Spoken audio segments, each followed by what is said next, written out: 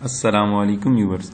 इस video lecture में हम ग्रोथ फेजेस मॉडल या वेरिएबल ग्रोथ मॉडल पर एक प्रैक्टिकल क्वेश्चन करेंगे और जो इक्वेशन हमने पिछली वीडियो में हमने इलेबोरेट की थी या पिछली वीडियो में हमने पढ़ी थी, वो इस वीडियो को करने के बाद हमें वो इक्वेशन मजीद क्लियरली अंडरस्टैंड या समझ आ जाएगी। तो इस वीडियो को स्टार्ट करते हैं। हमारे पास इक्वेशन है कि silicon water company currently page a dividend of $1 कि सिलिकॉन वाटर कंपनी जो है वो आज डिविडेंड पे कर रही है। तो हमारे पास डेटा भी साथ साथ लिखते जाएंगे। डेटा जो है हमारे पास है कि D0 हमारे पास है $1। ठीक हो गया। इस तरह हमारे पास and has a share price, आज की जो प्राइस है P0 जो है आज की प्राइस जो है वो है $20। ठीक हो गया। तो मजीद कहते हैं कि suppose that the dividend was expected to grow at a 20% rate for 5 year, कि अगले 5 साल के लिए जो डिविडेंड ग्रो करेगा वो 20% के हिसाब से करेगा। तो G1 हमारे पास है 20%।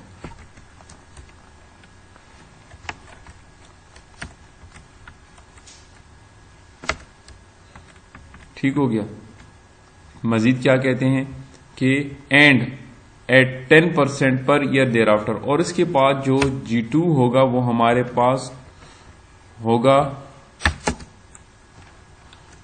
10% और ये जो है कांस्टेंट रहेगा फॉर एवर के लिए।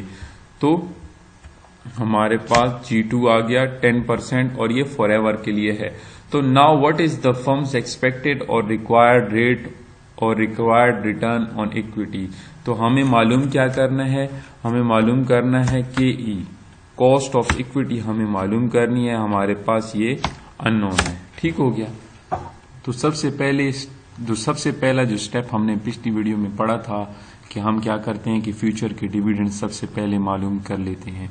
तो हमारे पास जो है आज का डिविडेंड जो था D0 जो था पिछली साइड में हमने देखा था D0 जो है वो हमारे पास 1 है और इसमें जो है पहला ग्रोथ रेट जो है G1 जो है वो 20% है। तो मतलब पहले 5 साल के लिए जो ग्रोथ रेट है वो 20% है।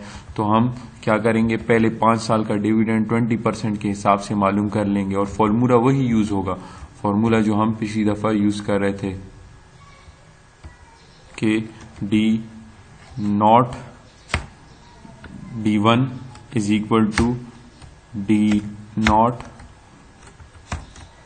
1 प्लस G। अभी हमारे पास वैल्यू है D1 is equal to D0 हमारे पास है $1 था और हमारे पास ग्रोथ रेट जो फर्स्ट ग्रोथ रेट है वो 20% है जो कि 0.20 के बराबर है। तो इसको सॉल्व करने से हमारे पास D1 जो है वो हमारे पास आ जाएगा $1.20। ठीक हो गया, जो कि इधर गिवन है। फिर इसी तरह हम यही ग्रोथ रेट यूज करके और यही फॉर्मूला यूज करके सिर्फ और सिर्फ इसमें क्या चेंज होगा कि D2 हमारे पास इस तरह मालूम होगा कि D0 1 प्लस 0.20 पावर 2, इसमें पावर 2 आ जाएगी। इधर पावर 1 है, पावर 1 लिखने की जरूरत नहीं है। 2 साल के लिए कंपाउंड होगा या 2 साल के लिए जो है ये ईयर ग्रो होगा। तो हमारे पास 1.44, 1.73, 2.07, 2.49 1 से 5 साल का डिविडेंड आ जाएगा by applying growth rate of 20%। ठीक हो गया।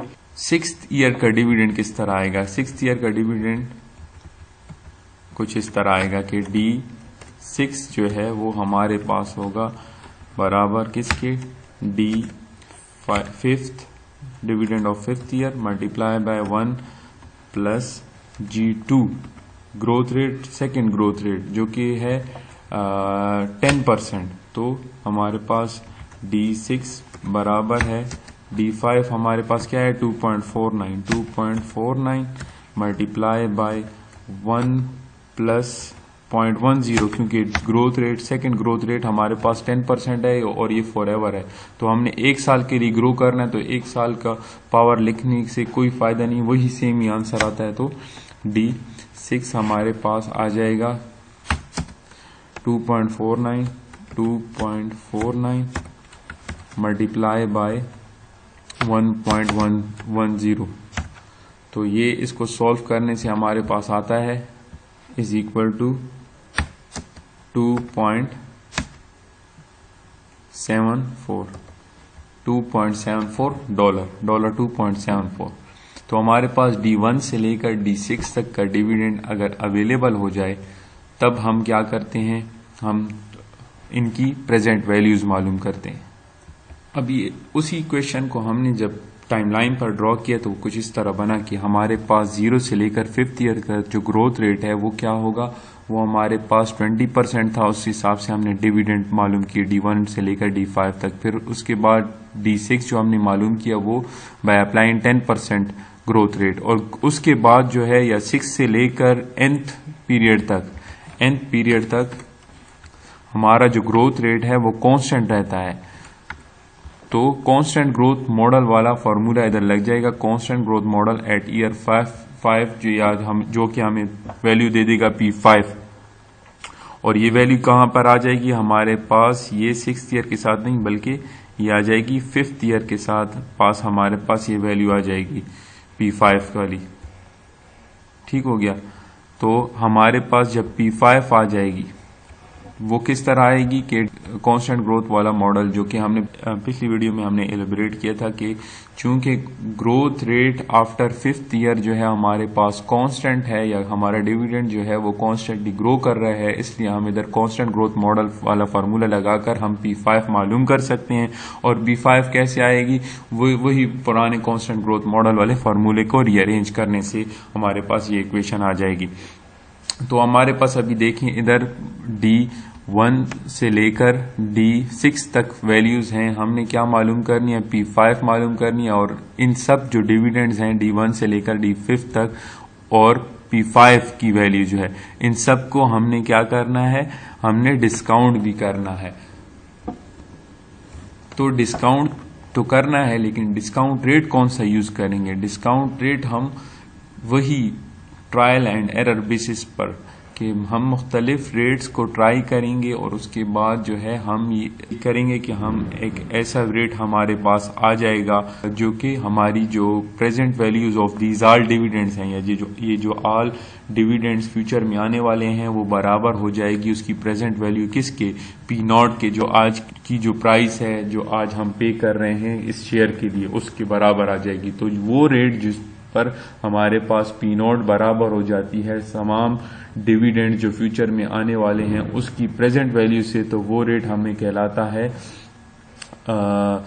कॉस्ट ऑफ इक्विटी, या इसका दूसरा नाम जो है IRR है। बेसिकली ये IRR का फॉर्मूला है। Through the trial and error approach illustrated in chapter 3rd and 4th, मतलब वही IRR वाले फॉर्मूले में हमने ट्रायल एंड एरर अप्रोच को पढ़ा था। One ends up determining that the discount rate necessary to discount the cash dividend stream, कि जितने भी कैश डिविडेंड आ रहे हैं फ्यूचर में और उनकी जो प्रेजेंट वैल्यू है वो बराबर हो जाए। अगर आज की मार्केट प्राइस जो कि है $20 की, तो वो जो है समवेयर जो है 18% एंड 19% के दरमियान वो डिस्काउंट रेट होगा, या ये जो डेटा है वो ट्रायल एंड एरर बेसिस पर जो है कैलकुलेट किया गया है कि मुख्तलिफ रेट्स को ट्राई किया गया और ये मालूम किया गया कि 18 और 19% का अगर डिस्काउंट रेट हम यूज करेंगे तो हमारे पास जो डिविडेंड्स जो फ्यूचर डिविडेंड्स हैं उसकी प्रेजेंट वैल्यू तकरीबन $20 के करीब आएगी, जो कि मार्केट प्राइस ऑफ पर शेयर है, आज की मार्केट प्राइस है।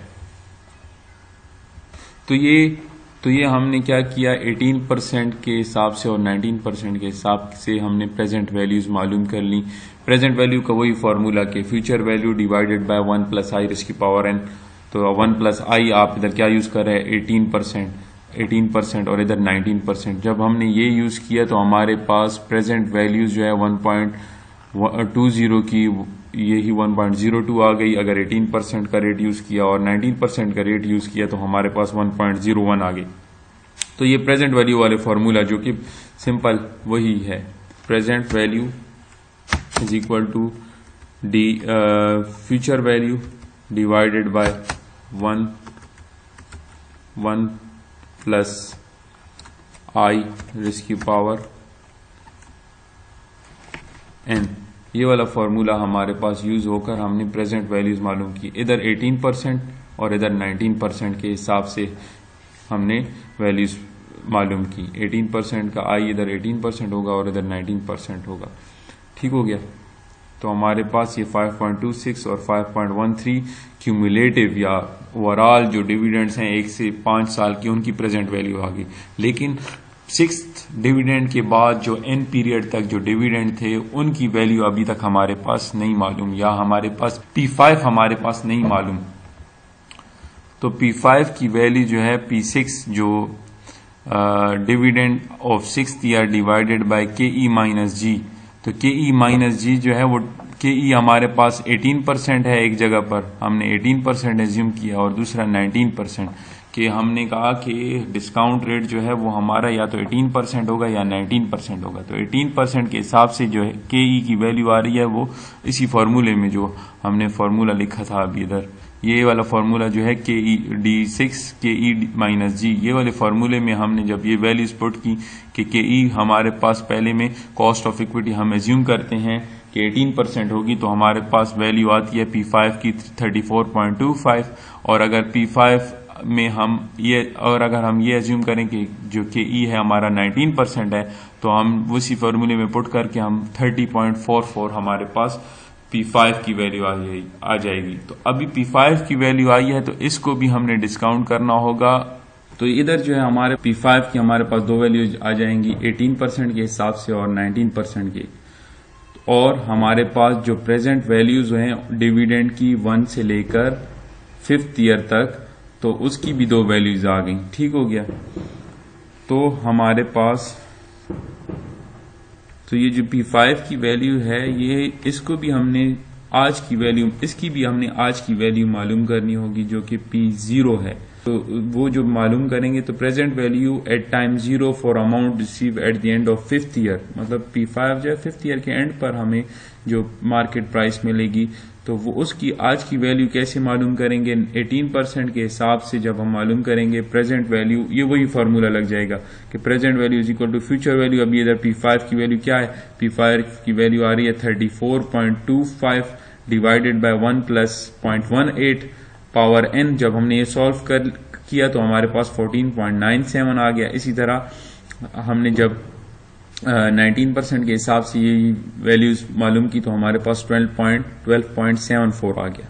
तो नेक्स्ट स्टेप क्या है कि पहले हमने क्या किया, डिविडेंड 1 से लेकर 5th ईयर तक हमने प्रेजेंट वैल्यूज मालूम की दोनों डिस्काउंट रेट्स पर, 18% पर भी और 19% पर भी।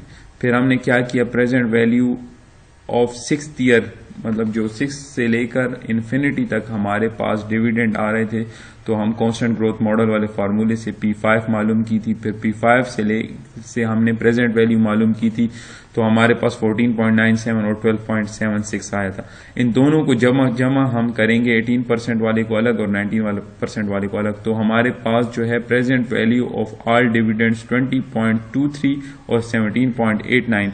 मतलब इसका ये है कि हमारा जो डिस्काउंट रेट है वो 18% के ज़्यादा करीब है एज कम्पेयर टू 19%, क्योंकि ये $20 की वैल्यू के ज़्यादा करीब है जो कि आज की market price of the share है।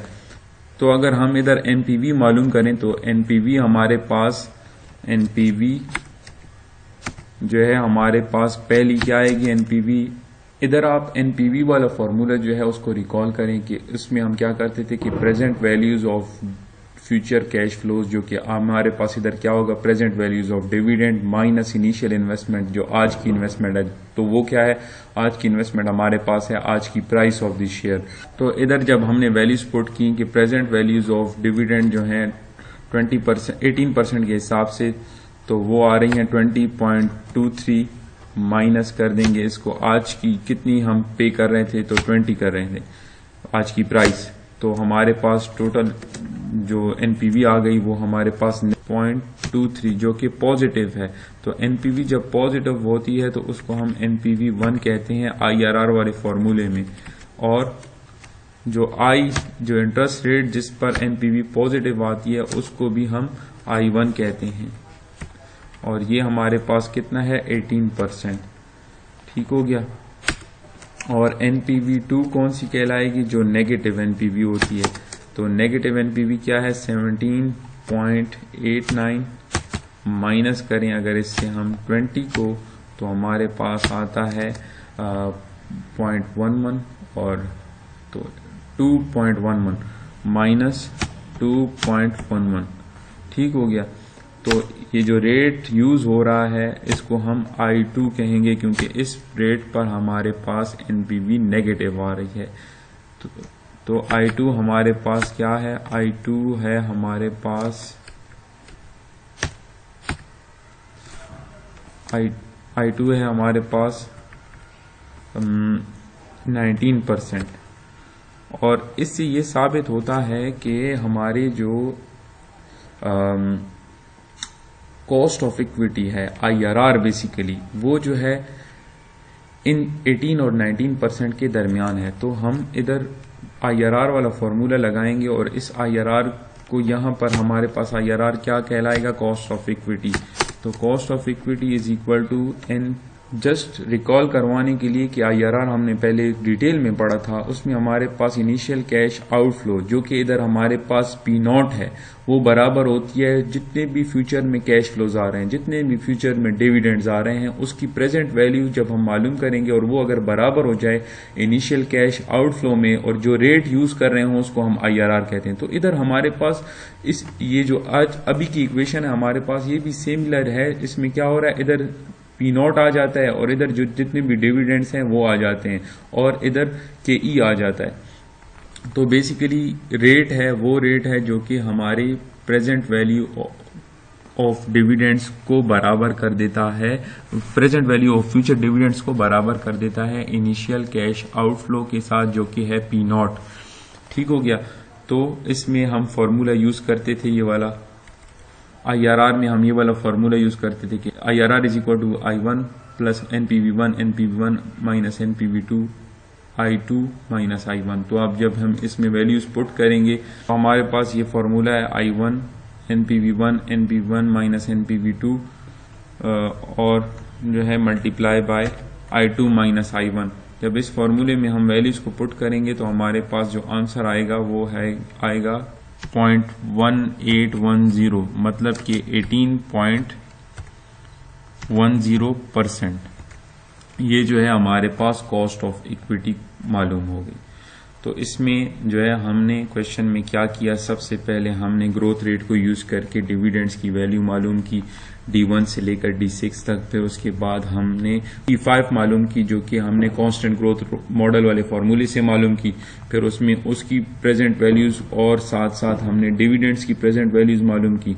फिर जो रेट ये जो प्रेजेंट वैल्यू में हमने मुख्तलिफ रेट्स को ट्रायल एंड एरर बेसिस पे यूज किया। 18% और 19% हमें करीब तरीन लगे इसलिए हमने 18% और 19% को डायरेक्ट क्वेश्चन में यूज किया। तो हमारे पास वैल्यू जो है इन दोनों के नजदीक वैल्यूज आई, प्रेजेंट वैल्यूज।